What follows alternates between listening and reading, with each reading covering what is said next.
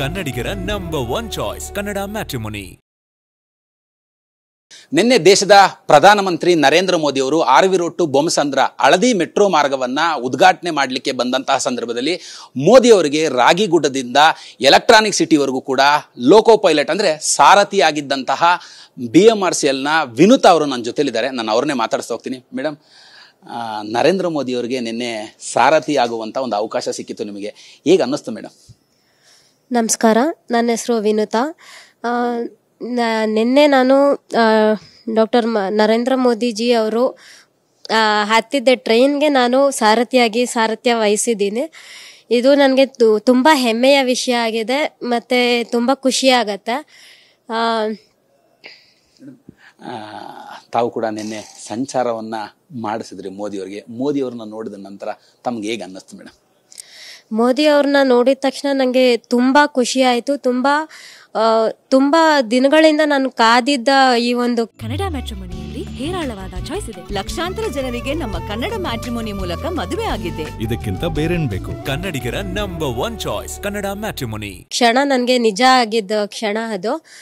ತುಂಬ ಸಂತೋಷ ಆಯಿತು, ತುಂಬ ಗರ್ವನೂ ಅನ್ನಿಸ್ತು. And I thank for my institution, my organisation, all my ನನ್ನ ಎಲ್ಲ ಸಿಬ್ಬಂದಿ ವರ್ಗದವ್ರಿಗೆ ನಾನು ತುಂಬ ಧನ್ಯವಾದಗಳನ್ನ ನನ್ನ ಹೃದಯಪೂರ್ವಕವಾಗಿ ಅರ್ಪಿಸ್ತೀನಿ. ತಾವು ಹಿಂದೆ ಯಾವಾಗಾದರೂ ಮೋದಿಯವ್ರನ್ನ ನೇರವಾಗಿ ನೋಡಿದಂಥದ್ದು ಇದೆಯಾ ಮೇಡಮ್, ಟಿವಿಗಳಲ್ಲಿ ಬಿಟ್ಟು? ಇಲ್ಲ ಸರ್, ನಾನು ಡೈರೆಕ್ಟಾಗಿ ನೋಡಿದ್ದು ಇದೇ ಫಸ್ಟ್ ಟೈಮು. ಇಂಥ ಆಪರ್ಚುನಿಟಿ ನಮಗೆ ಸಿಗುತ್ತೆ ಅಂತ ಎಕ್ಸ್ಪೆಕ್ಟೇಷನ್ ಇರಲಿಲ್ಲ. ಅದು ಯಾವಾಗ ಮೋದಿ ಅವ್ರು ಬರ್ತಾರೆ ಅಂತ ಡಿಸೈಡ್ ಆಯಿತು, ಆಗ್ಲೂ ಅಂದರೆ ಬರ್ತಾರೆ ಇಲ್ಲ ಅನ್ನೋದು ಆ ಡೌಟು, ಆ ಒಂದು ಭಯ, ಕನ್ಫ್ಯೂಷನ್, ಕೊನೆವರೆಗೂ ಅವ್ರು ಬಂದರು ಅಂದಾಗ ನಿಜವಾಗ್ಲೂ ಆ ಸಂತೋಷ ಹೇಳೋಕ್ಕಾಗಲ್ಲ ಮಾತಲ್ಲಿ. ತುಂಬ ಖುಷಿ ಆಯಿತು ಮೇಡಮ್. ಇವತ್ತು ದೇಶದಾದ್ಯಂತ ತಾವು ತುಂಬ ದೊಡ್ಡ ಮಟ್ಟದಲ್ಲಿ ಸುದ್ದಿ ಆಗಿರುವಂಥದ್ದು ಎಲ್ಲೋ ಲೈನ್ನಲ್ಲಿ ಮೋದಿಯವರಿಗೆ ಸಾರಥಿ ಆಗಿದ್ದಂಥವ್ರು ವಿನುತಾ ಅನ್ನುವಂಥ ಒಂದು ಮಹಿಳೆ. ಅಂತಂದರೆ ಮಹಿಳೆಯಾಗಿ ದೇಶದ ಪ್ರಧಾನಮಂತ್ರಿಗಳಿಗೆ ಸಾರಥ್ಯ ವಹಿಸಿದಂಥದ್ದು ತಮಗೆ ಎಷ್ಟು ಹೆಮ್ಮೆಯ ವಿಚಾರ ಅಂತ?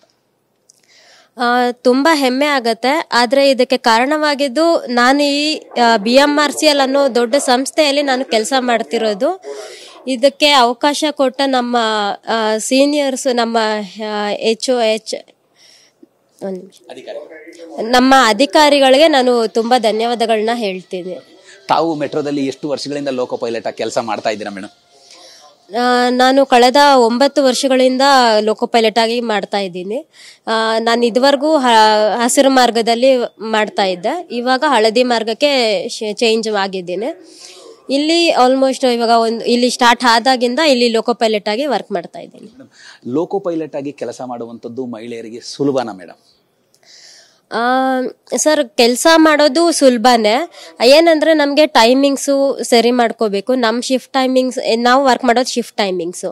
ಸೊ ಅದರಿಂದ ನಮ್ಮ ಊಟ, ತಿಂಡಿ, ನಿದ್ದೆ ಎಲ್ಲ ಹೇರ್ಪೇರ್ ಆಗುತ್ತೆ. ಆದರೆ ಅದನ್ನು ನಾವು ಹೇಗೆ ಮ್ಯಾನೇಜ್ ಮಾಡ್ತೀವಿ ಅನ್ನೋದು ನಮ್ಮ ಕೈಯಲ್ಲಿರುತ್ತೆ. ನಾವು ಅದಕ್ಕೆ ತಕ್ಕಂತೆ ಪ್ಲ್ಯಾನಿಂಗು, ಶೆಡ್ಯೂಲ್ ಮಾಡಿಕೊಂಡು ನಮ್ಮ ಹೆಲ್ತನ್ನು ನಾವು ಹಾಗೆ ಜಾಗೃತಿಯಾಗಿ ನೋಡ್ಕೋಬೇಕಾಗತ್ತೆ.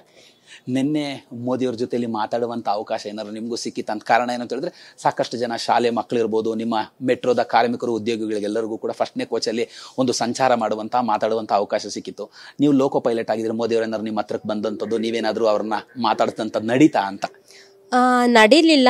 ಆದರೆ ಅದು ಆಗಿದ್ರೆ ಚೆನ್ನಾಗಿತ್ತು ಅಂತ ನಾವು ಎಕ್ಸ್ಪೆಕ್ಟ್ ಮಾಡಿದ್ವಿ. ಆದರೆ ಅದು ಸಾಧ್ಯ ಆಗಿಲ್ಲ. ಮತ್ತೆ ಯಾವಾಗಾದ್ರೂ ಇನ್ನೊಮ್ಮೆ ಆ ಅವಕಾಶ ಸಿಕ್ಕರೆ ಖಂಡಿತ ಖುಷಿ ಆಗತ್ತೆ. ಕೊನೆಯದಾಗಿ ಏನ್ ಅನ್ಸುತ್ತೆ ಮೇಡಮ್, ಮೋದಿ ಅವರಿಗೆ ಲೋಕೋ ಪೈಲಟ್ ಆಗಿದ್ದಂತಹ ಅನುಭವಗಳನ್ನ ಹಂಚ್ಕೊಳ್ಳೋಂಥದ್ದಾದ್ರೆ? ತುಂಬಾ ಖುಷಿ ಆಯ್ತು, ತುಂಬಾ ಧನ್ಯವಾದಗಳನ್ನ ಅರ್ಪಿಸ್ತೀನಿ. Thank you. ಇವಿಷ್ಟು ಕೂಡ ನಿನ್ನೆ ದೇಶದ ಪ್ರಧಾನಮಂತ್ರಿ ನರೇಂದ್ರ ಮೋದಿ ಅವರಿಗೆ ಲೋಕೋ ಪೈಲಟ್ ಆಗಿದ್ದಂತಹ ವಿನುತಾ ಅವರ ಮಾತು. ಕ್ಯಾಮರಾ ಪರ್ಸನ್ ಮುತ್ತು ಜೊತೆ ಕಿರಣ್ ಸೂರ್ಯ, TV9 ಬೆಂಗಳೂರು. ಕನ್ನಡಿಗರ ನಂಬರ್ 1 ಚಾಯ್ಸ್ ಕನ್ನಡ ಮ್ಯಾಟ್ರಿಮೋನಿ.